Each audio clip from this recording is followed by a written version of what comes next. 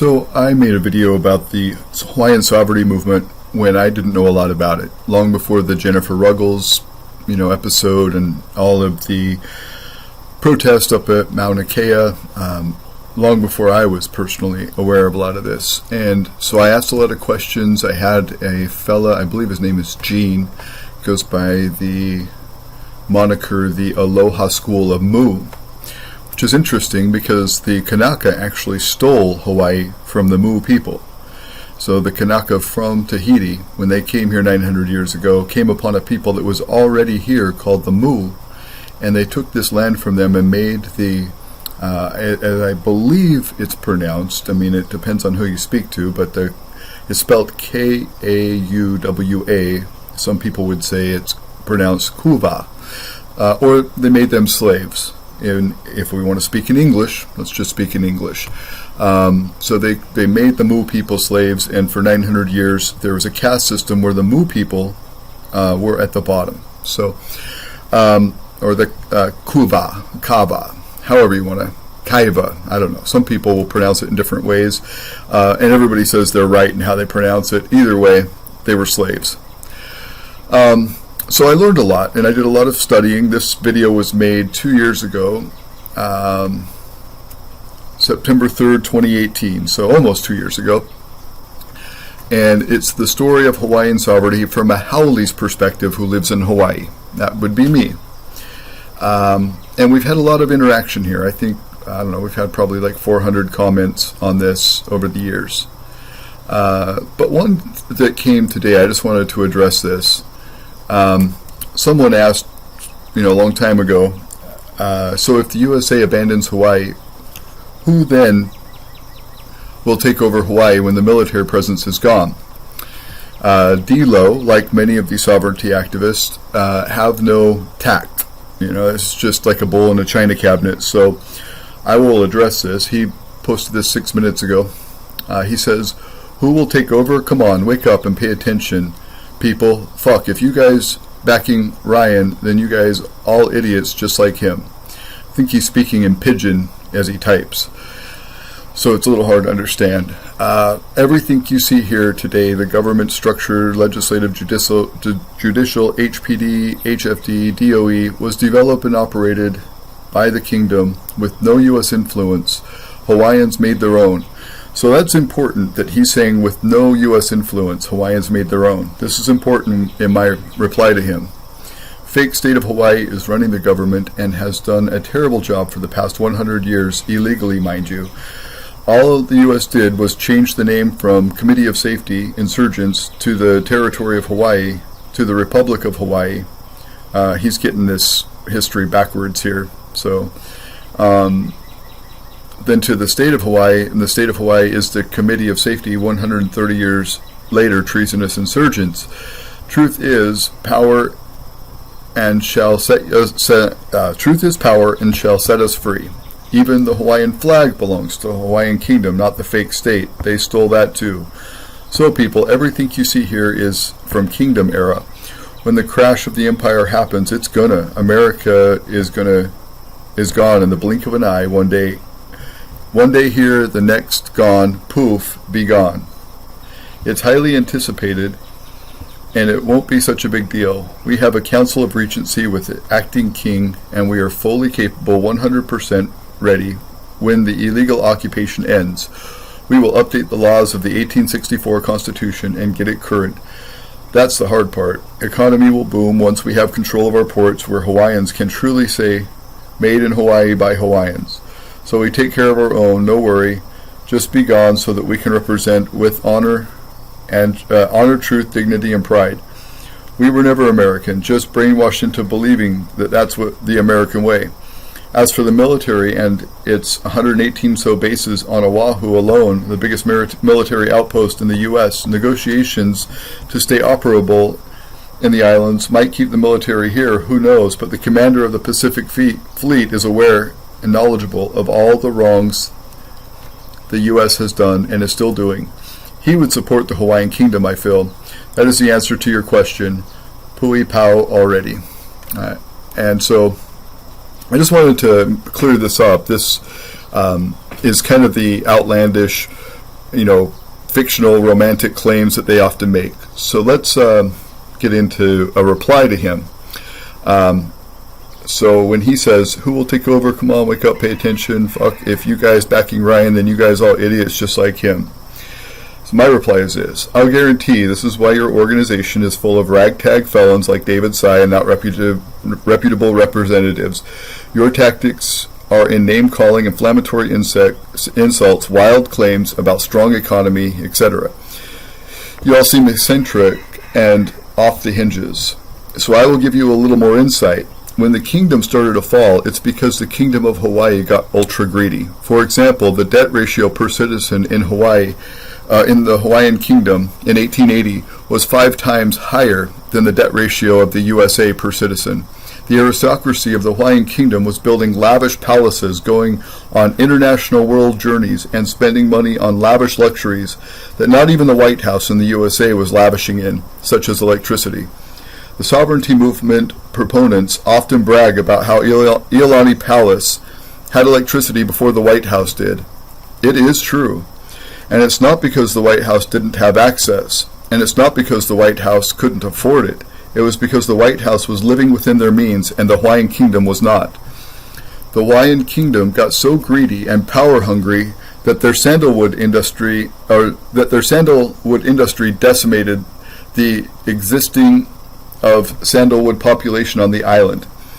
It was a thriving industry, but the aristocracy did not think ahead enough to reserve some or make sure the future of the industry continued with conservation, similar to how the inhabitants of Easter Island did the same thing with the wood sources on their island until the population no longer existed there.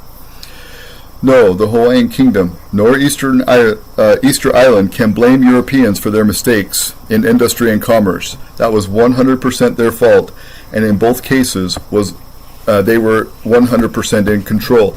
Now, when he was talking about how all the different programs and agencies in Hawaii were created solely by Hawaiians, they also need to take responsibility for their industry and commerce and decimating the sandalwood industry here and being very greedy, because that was all on the Hawaiian Kingdom, not the Americans.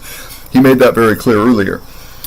So then I said, at the end, Queen Liliuokalani got so greedy for power that in 1893, this was January, I think 13th-ish, January of 1893, when the legislature was out of session, she dismissed her cabinet and tried to use executive powers to force through a biased, and some would say a racist constitution on her own, without the consent of the people she represented.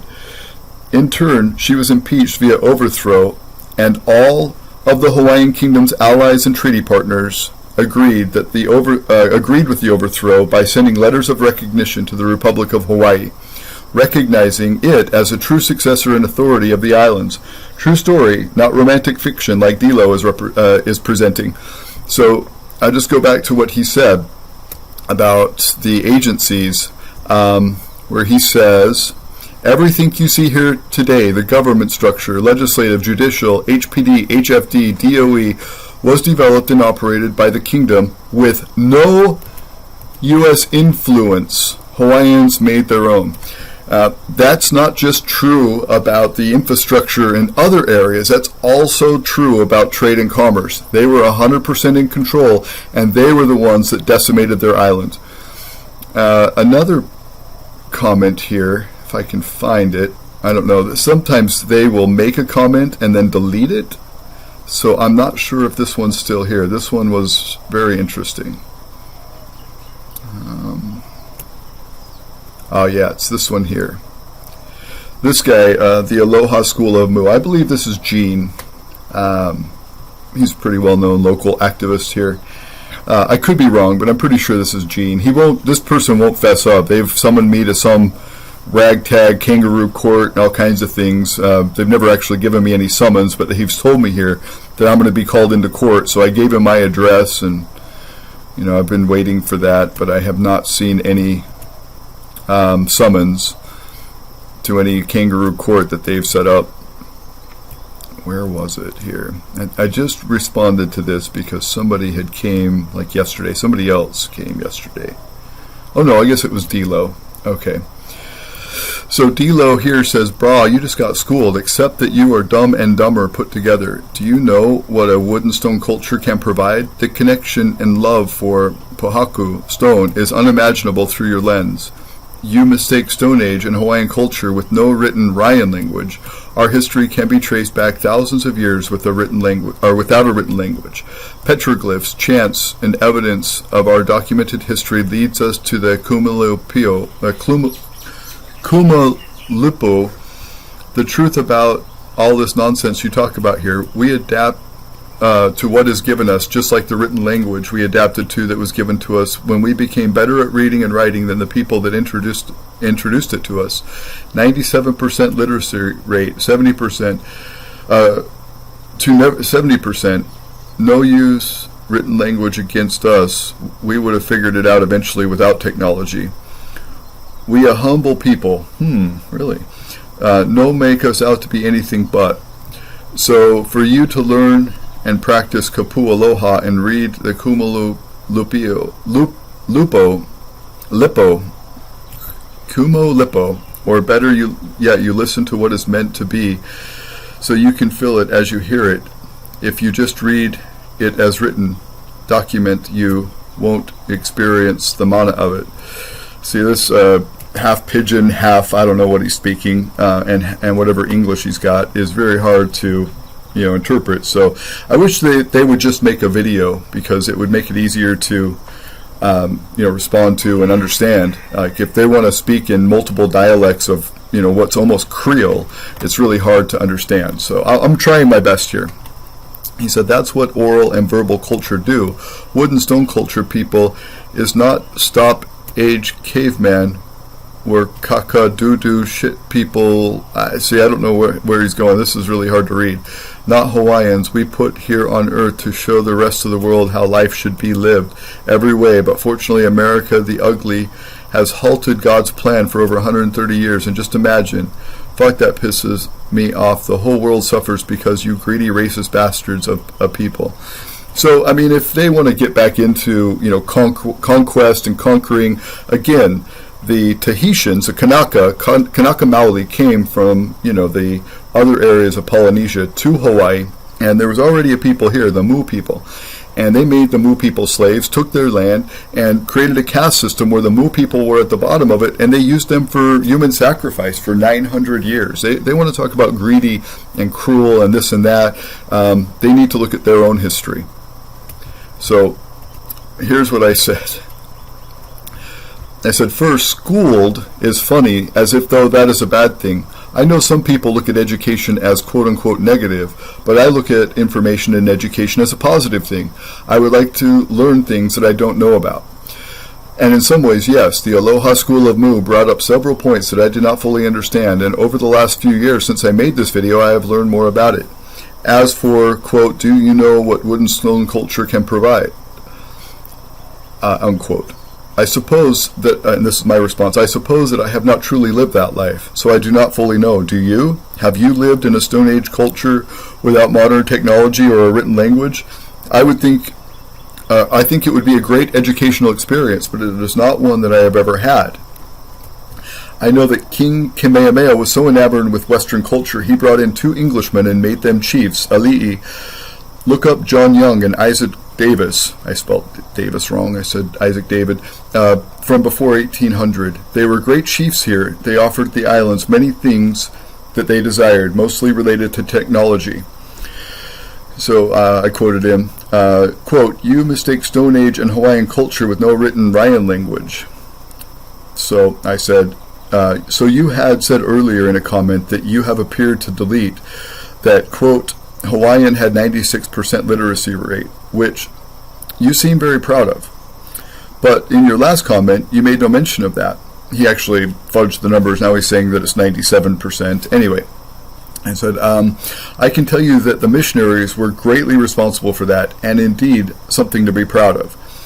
Both Hawaiians and the missionaries spoke both languages. Being bilingual is also something to be proud of, indeed. But, and then I quote, no written Ryan language, question mark. What the hell does that even mean? Even your insults are idiotic. What's your point? Before the missionaries, no written language. After the missionaries, 96% literacy rate. I think that is a positive and not a negative. So, yeah, it's interesting that they are so interested in attacking with insults and just this ad hominem verbiage, but not really wanting to learn anything or talk about anything in depth. So let's talk about the Tahitian takeover. Let's talk about when the Kanaka Maoli came here and conquered a people and made them slaves. I think that's a good one to talk about.